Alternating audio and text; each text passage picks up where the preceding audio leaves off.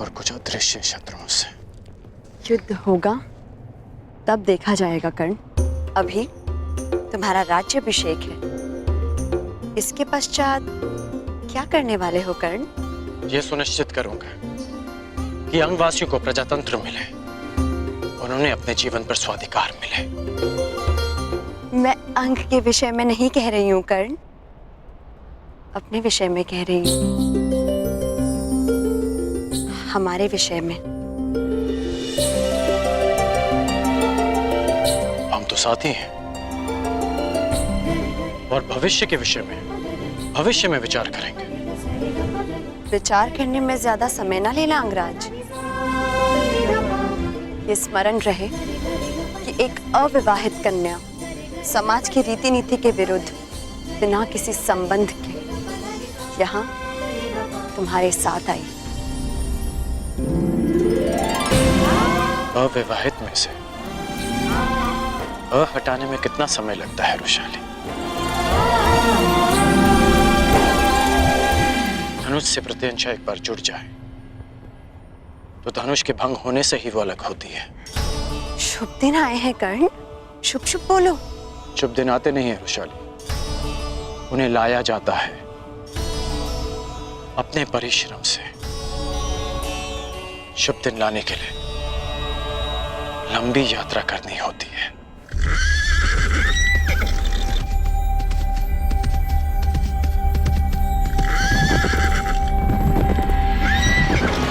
अंगराज कर्ण की, अंगराज कर्ण की, अंगराज कर्ण की, अंगराज कर्ण की, अंगराज कर्ण की, अंगराज कर्ण की।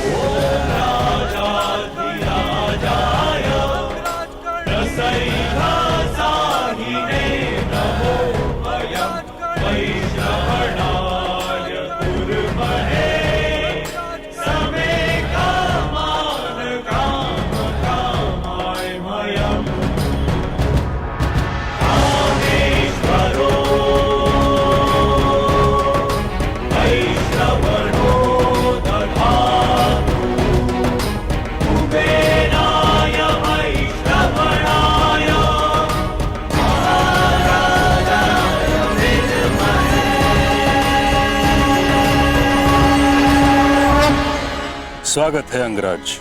तुमने जो किया मैं उससे सहमत तो नहीं, परंतु तुम्हारी उपलब्धि का मैं सम्मान करता हूं। तुमने अपनी प्रतिज्ञा पूर्ण की, बधाई हो। मुझे प्रसन्नता है कि राधेकरण ने अपनी प्रतिज्ञा आपकी उपस्थिति में पूर्ण की। अंगवासियों, आपके राजा ने अपने पराक्रम, निष्ठा और शौर्य से एक राजा होने के अर्थ को सार्थक किया है। मैं शांतनुसूत भीष्म 5 तत्वों 7 तलों और आप सभी को साक्षी रख के मैं राधेकर्ण को अंग प्रदेश का राजा घोषित करता हूं।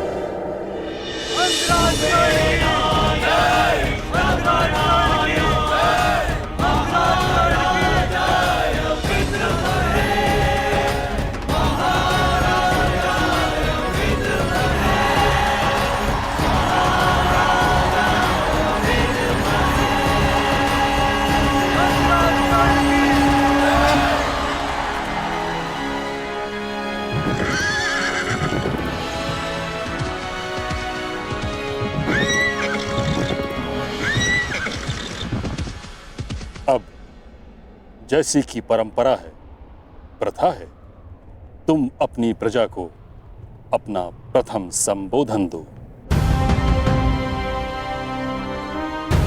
अंगवासियों, मुझे आशा है कि आप अपने राजा के लिए शीघ्र ही एक उत्तम सिंहासन की व्यवस्था अवश्य करेंगे। उसकी आवश्यकता नहीं महाभाई।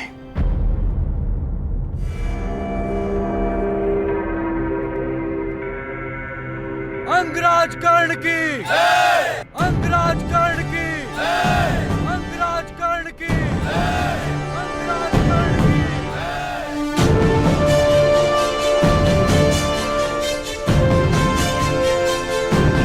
मुझे स्मरण है जब पहली बार मैंने अंग की धरती पर अपना पांव रखा, मेरे स्वागत के लिए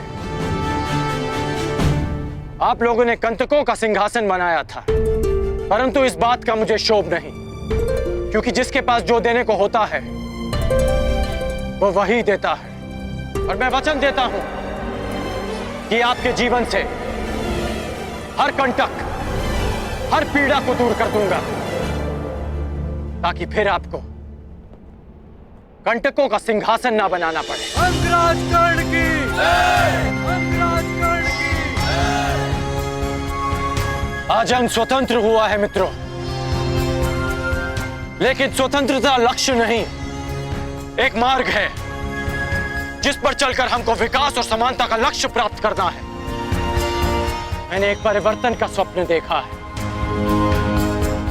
परंतु स्वप्न में दिखी समृद्धि आंख खोलते ही अदृश्य हो जाती है।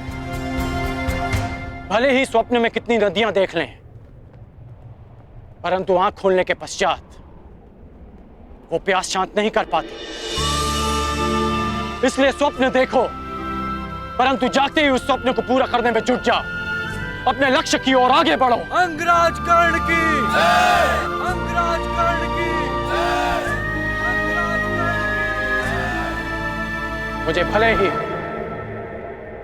अंगराज की पदवी मिल गई हो, परंतु मैं आज भी सूत पुत्र राधेकर्ण हूं, वो राधेकर्ण जिसे योग्यता के अनुकूल भी सम्मान नहीं मिला।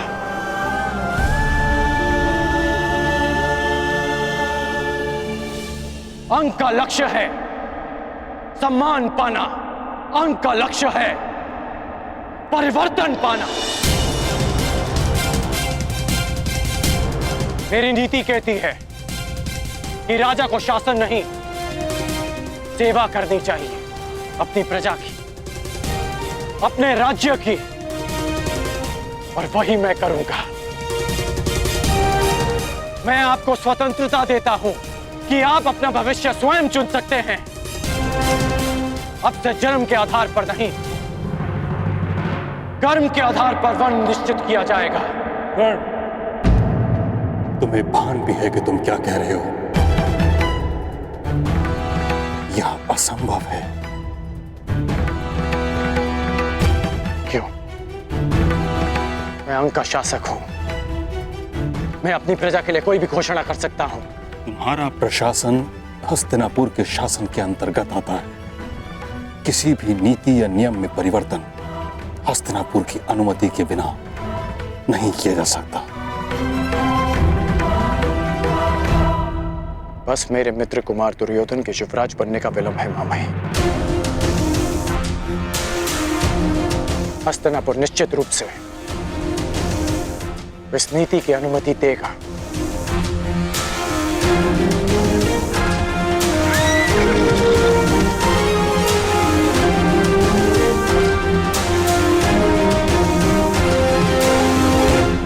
ये कौन है?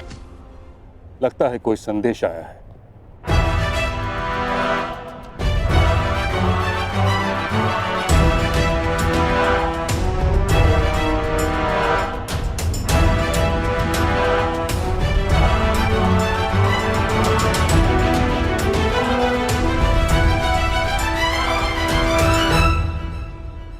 हस्तिनापुर को अपना युवराज मिल चुका है कर्ण।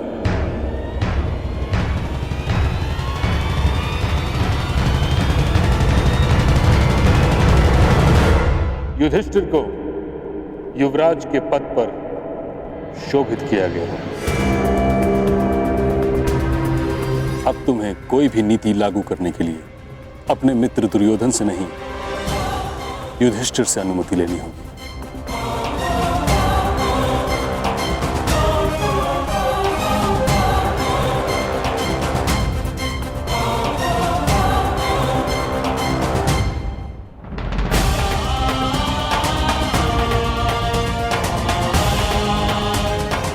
मेरी प्रजा मुझे अनुमति दे चुकी है मां महीम।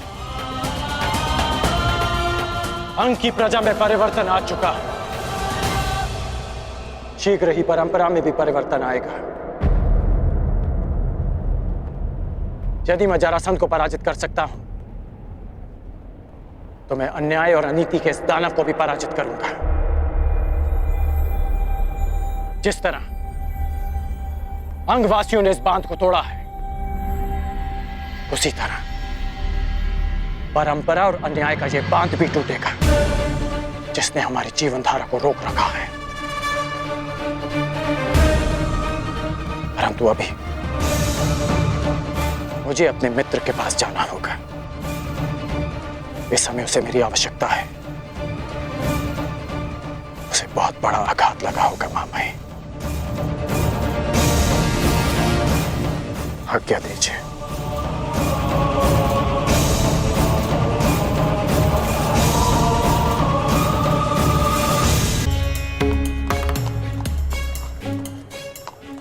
महीनों पश्चात भुगतग्राम में आए वृषाली, बहुत प्रसन्नता हो रही है। आशा है कि भुगतग्राम वासियों को भी हमें देखकर उतनी ही प्रसन्नता हो रही होगी।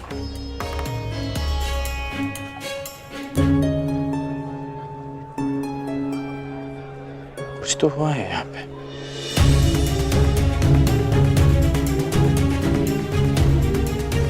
इन लोगों को देखकर लगता है कि कुछ अवांछित घटा है यहाँ।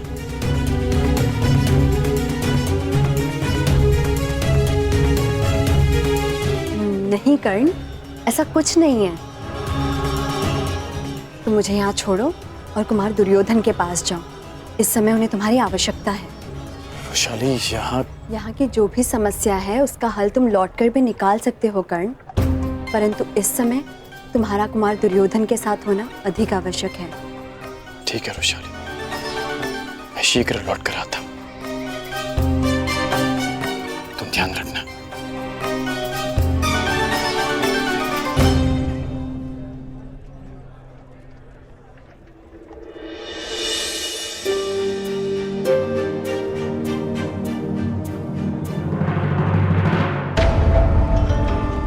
युधिष्ठिर को युद्ध में मैं भेजूंगा। मैं, और युद्ध में प्राण तो किसी के भी जा सकते हैं ना पुत्र। सत्यवचन महाराज, सत्यवचन। परंतु प्रश्न ये उठता है कि महाबली भीष्म और अर्जुन के होते हस्तिनापुर पर आक्रमण करने का साहस कौन करेगा महाराज? कब होगा युद्ध और कब उस युधिष्ठिर के प्राण जाएंगे महाराज? कब? और तब तक क्या मेरा होने वाला सम्राट प्रतीक्षा करेगा महाराज? जैसे आपने की वर्षों तक। कहना क्या चाहते हो शकुनी? यही मोती चाहिए तो सागर में गोता लगाना पड़ेगा, और युवराज पद चाहिए तो नियति के चक्र की प्रतीक्षा नहीं, तो षड्यंत्र का कुचक्र रचना होगा महाराज। और यही कूटनीति है, कूटनीति।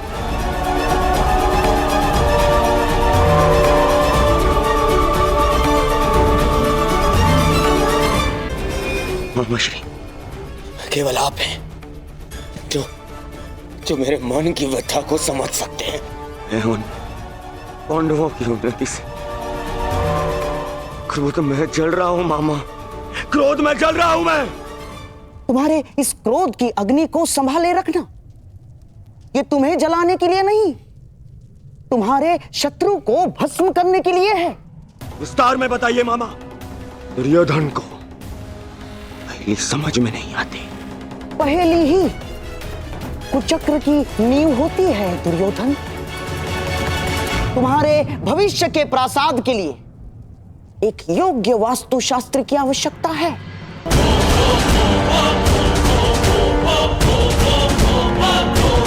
तुमने कभी पुरोचन का नाम सुना है?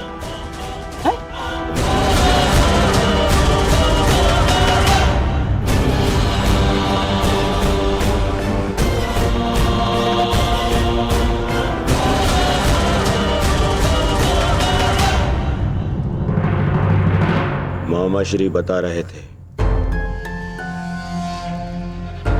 कि मायावी दानव के पश्चात यदि कोई संसार में महान वास्तुकार है तो वो आप हैं।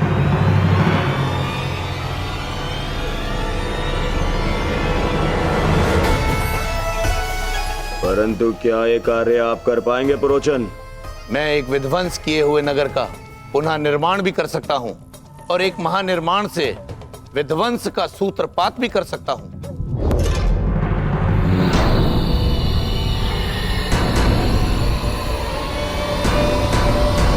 तो कब से ये कार्य आरंभ होगा?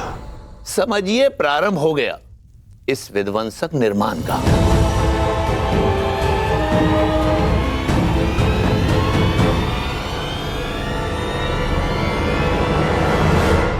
कल ही आपके समक्ष एक लघु निर्माण प्रस्तुत होगा। भवन होता है उसमें निवास करने वालों की रक्षा के लिए, परंतु यह भवन अपने निवासियों के लिए चिता बन जाएगा।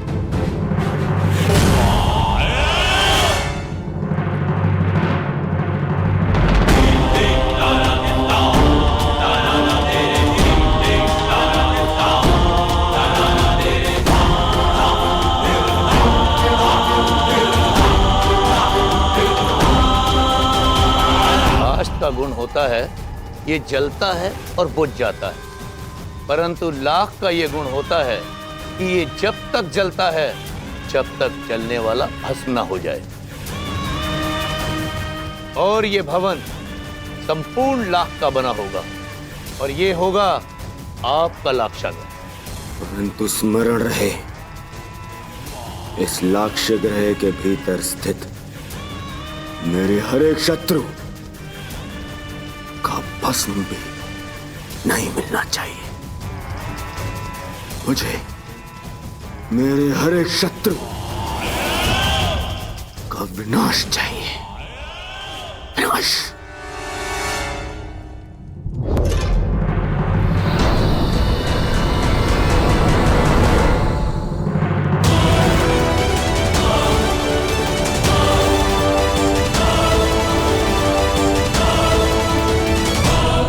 शत्रु का नाश अवश्य होगा मित्र।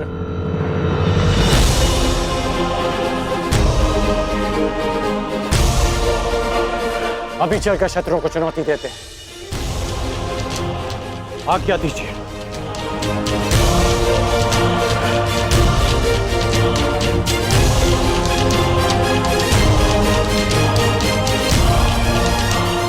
तुम मेरे मित्र होकर और मित्र हाथ नहीं जोड़ते, गले लगते हैं।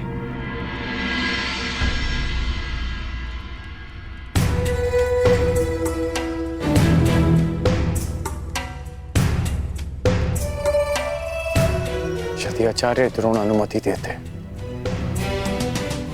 तो आज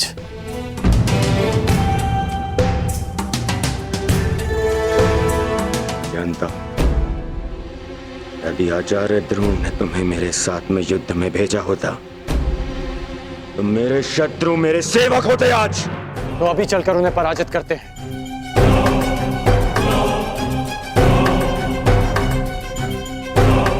होगी, उनकी पराजय अवश्य होगी, परंतु युद्ध करके नहीं। क्यों पुरोचन महोदय? जी महाराज कुमार। कर्ण, ये हैं पुरोचन और अब ये हमारे लिए युद्ध लड़। युद्ध करे बिना पांडवों को कैसे परास्त किया जा सकता है? ऐसा कौन सा मार्ग है? मार्ग है, उन्हें भान भी नहीं होगा और उनका अस्तित्व सदैव के लिए मिट जाएगा।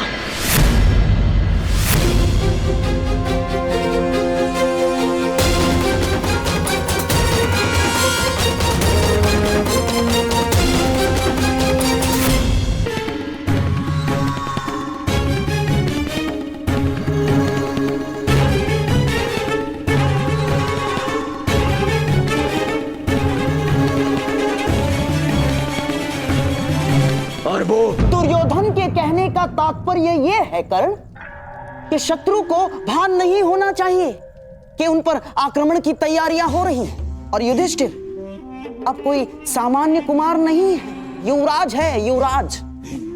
और उस पर आक्रमण करने से पूर्व भीषण तैयारियां करनी होंगी, और वो भी गुप्त रूप से, है ना मेरे होने वाले सम्राट?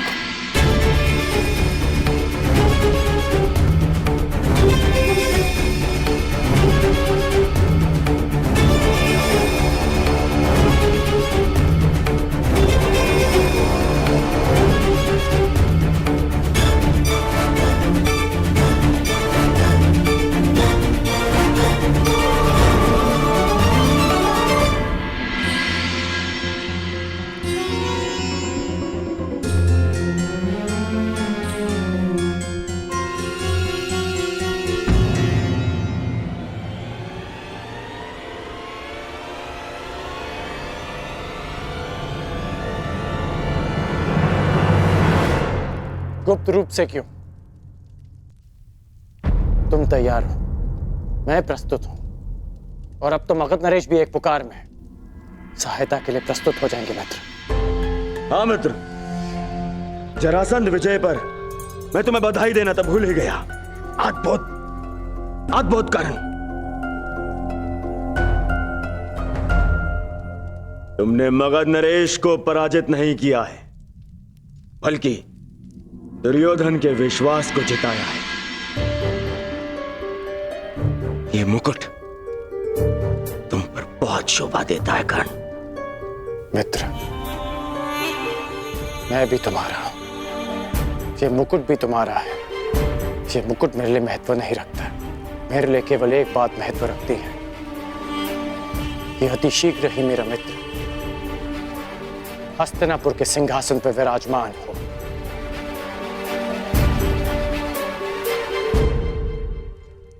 महाराज कुमार की जय हो। भूगत ग्राम में विकट समस्याएं आ गई हैं। वहां पर अंगराज की उपस्थिति तुरंत आवश्यक है। आज्ञा दीजिए मित्र, बहुत जल्द सेवा में प्रस्तुत होता हूं।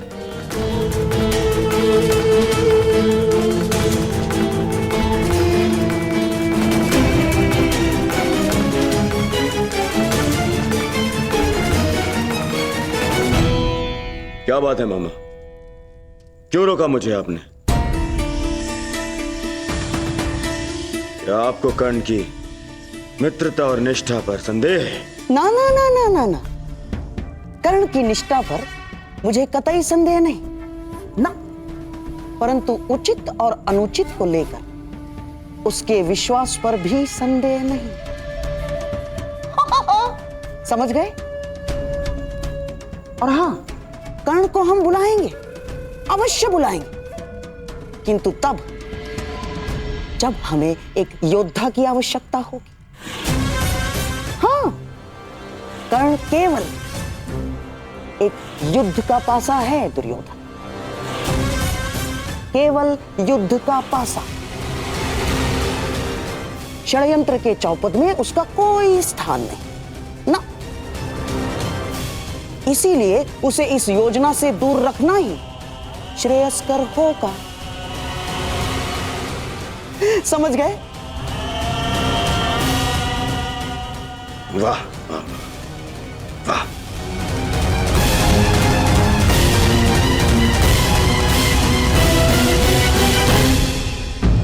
इसकी हर वस्तु को नष्ट कर दो।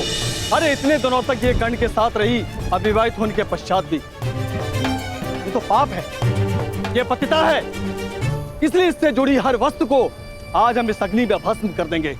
जला दो। और नहीं तो क्या, हमारी भी पुत्रियां हैं, और अगर इसे दंड नहीं दिया गया तो इन्हें भी अनुचित करने की प्रेरणा मिलेगी।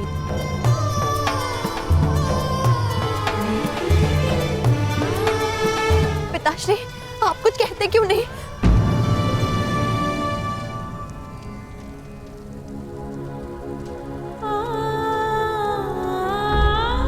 पिताश्री, क्या आपको भी यही लगता है कि आपकी पुत्री पतिता है, कि उसने कोई ऐसा कार्य किया है जो आपके मान के विरुद्ध है? आपको ऐसा लगता है पिताश्री कि आपकी पुत्री अपनी मर्यादा को पार कर सकती है? मुझे अपनी पुत्री पर विश्वास है, मुझे अपनी पुत्री की पवित्रता पर विश्वास है, परंतु तेरा पिता होने के साथ साथ मैं इस समाज का एक सदस्य भी हूं, और हर समाज के कुछ नियम ऐसे होते हैं जिन्हें कोई नहीं तोड़ सकता, कोई नहीं बदल सकता, तेरा विवश पिता भी नहीं।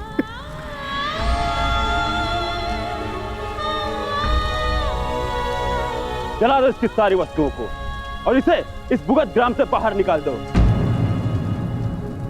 यहां पर इसके लिए कोई स्थान नहीं है।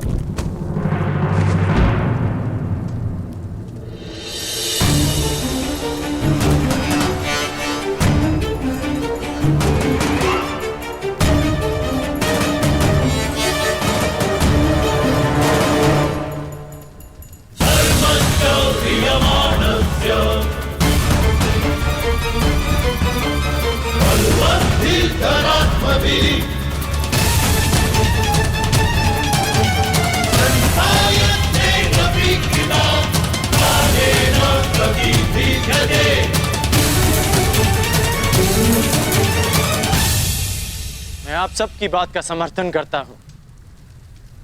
उचित किया आप लोगों ने, ऐसा ही करना चाहिए। जला दीजिए वो हर वस्तु जिसे रोशाली ने स्पर्श किया। धर्मं च लोभं च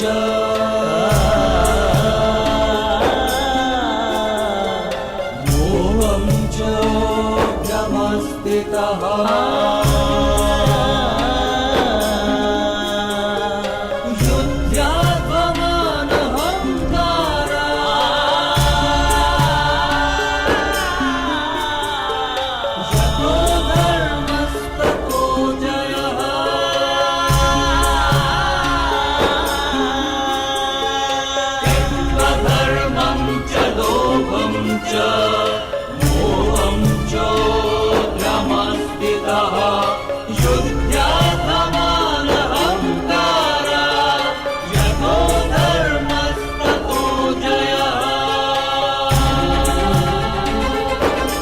क्योंकि अपवित्र वस्तु को पवित्र करने का एक ही मार्ग है कि उसे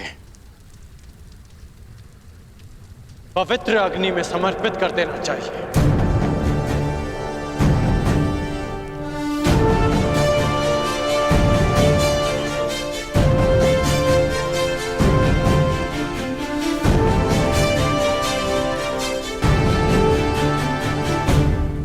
अगर आप सबको लगता है कि रोशाली भी अशुद्ध है तो इसे भी जला दो, परंतु इस नाते आप सबको भी इस अग्निकुंड में कूदकर अपने प्राण दे देने चाहिए, क्योंकि आप सबने भी रोशाली की वस्तुओं को स्पर्श किया। आप में और उन उच्च वर्ग के नागरिकों में कोई अंतर नहीं। वो आप पर अनीति करते हैं क्योंकि वो आपसे अधिक शक्तिशाली हैं, और आप रोशाली पर अन्याय करते हैं क्योंकि आपको लगता है कि वो आपसे दुर्बल है। हाँ, रोशाली अविवाहित है, परंतु विवाहित तो मैं भी नहीं, और हम दोनों साथ थे। फिर आपने केवल रोशाली का बहिष्कार क्यों किया, मेरा क्यों नहीं? इसलिए क्योंकि रोशाली एक स्त्री है और मैं एक पुरुष, या इसलिए कि मैं आपसे अधिक शक्तिशाली हूं?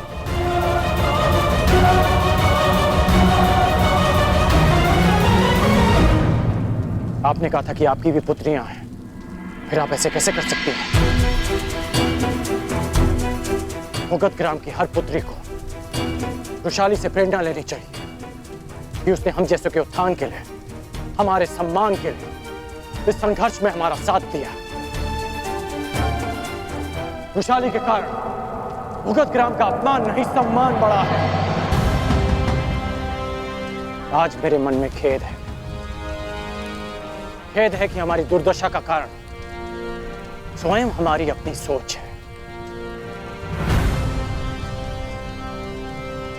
ठीक कहा आपने, ठीक कहा कि यह स्थान वैशाली के लिए नहीं, क्योंकि उसमें और आप में बहुत अंतर है। जब भी आपको देखता हूं तो मन धुतकारता है कि मैं किसके लिए संघर्ष कर रहा हूं, और जब भी वैशाली को देखता हूं तो अनुभव होता है कि हाँ, मुझे उसके लिए संघर्ष करना है।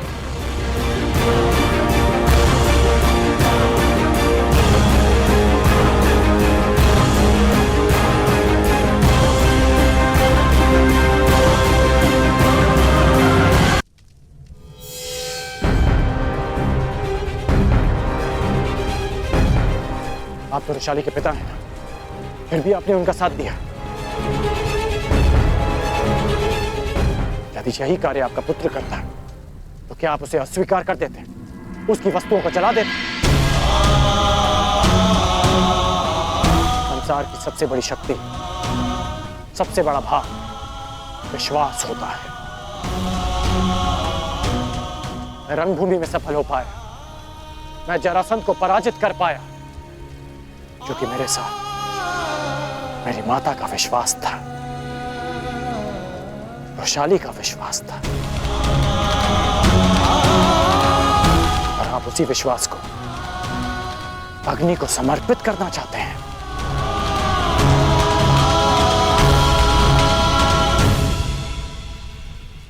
मुझे वैशाली पर विश्वास है, उसकी पवित्रता पर विश्वास है, उसकी महानता पर विश्वास है। कर्ण को स्त्री की शक्ति पर विश्वास है। वैशाली अब यहां नहीं रहेगी। वैशाली अब भुगत ग्राम में नहीं, अंग देश में रहेगी। वो अंग जो समानता में विश्वास करता है, वो अंग जो परिवर्तन का प्रयास करता है।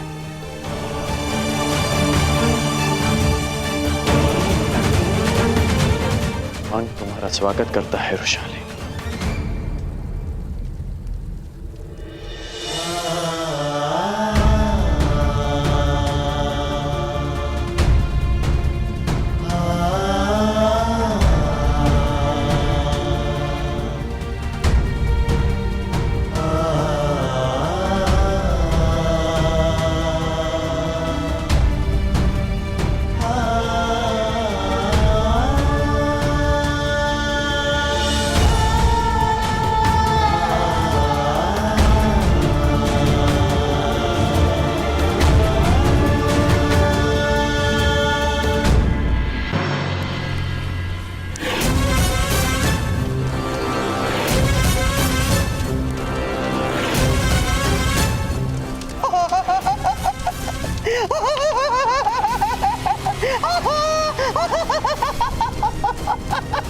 अद्भुत, अद्भुत पुरोचन।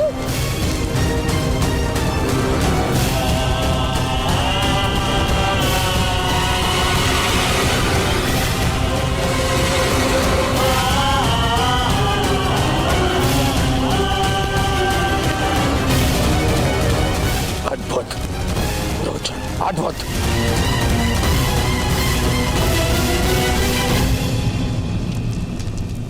परंतु क्या ये लक्ष्य ग्रह भी इसी लघु स्वरूप की तरह कार्य करेगा? निसंदेह महाराज, सर्प जितना सुंदर हो उतना अधिक विषैला होता है। इस लक्ष्य ग्रह की सुंदरता इतनी होगी कि आपके शत्रु इसमें रहने का मोह नहीं त्याग पाएंगे। कुछ त्यागेंगे तो अपने प्राण, क्योंकि इस लक्ष्य ग्रह में लगी अग्नि का ताप असहनीय होगा। ज्वाला इतनी शीघ्रता से फैलेगी कि उन्हें बाहर निकलने का मार्ग नहीं सूझेगा। तो निर्माण प्रारंभ करो पुरोचन। जो आज्ञा राजकुमार।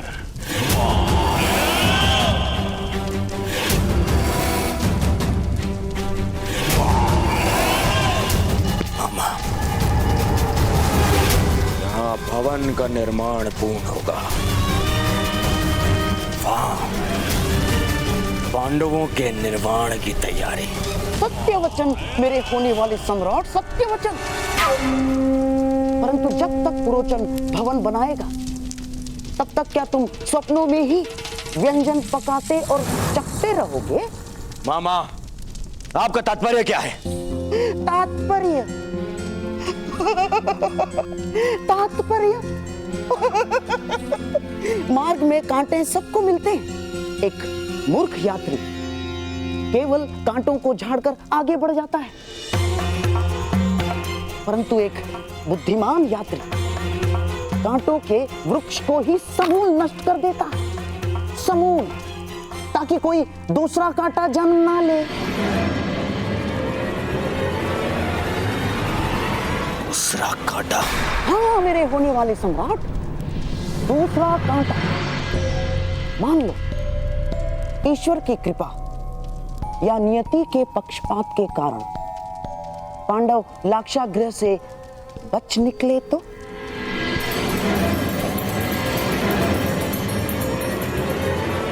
क्या करूं मामा श्री? विवाह। मामा क्या कह रहे हैं आप? विवाह?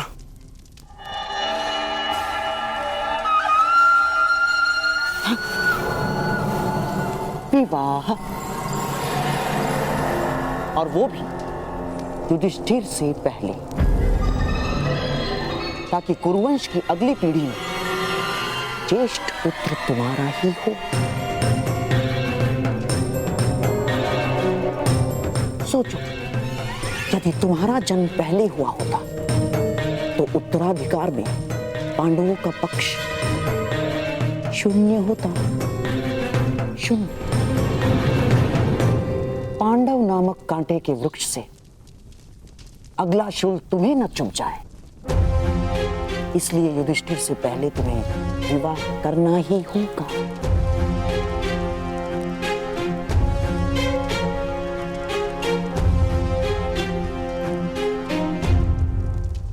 परंतु अचानक मेरे विवाह की बात।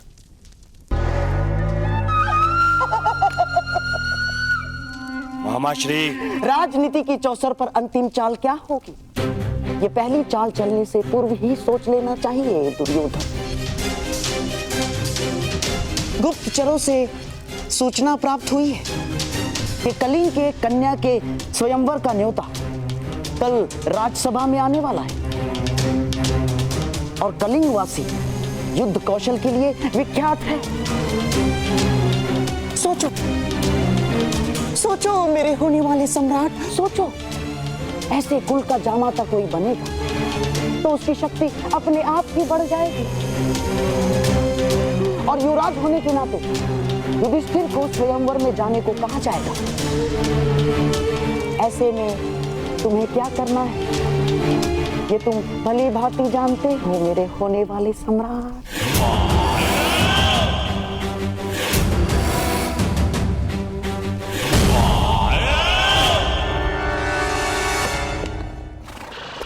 तुम जानते हो ना कर्ण, तुमने क्या किया है?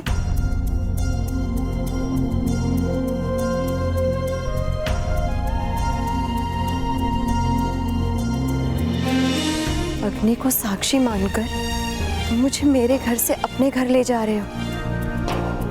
जानते हो ना इसका अर्थ?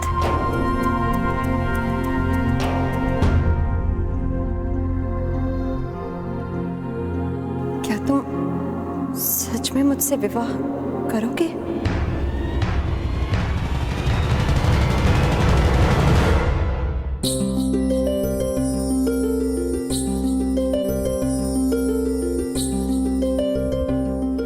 अपना हाथ आगे बढ़ा।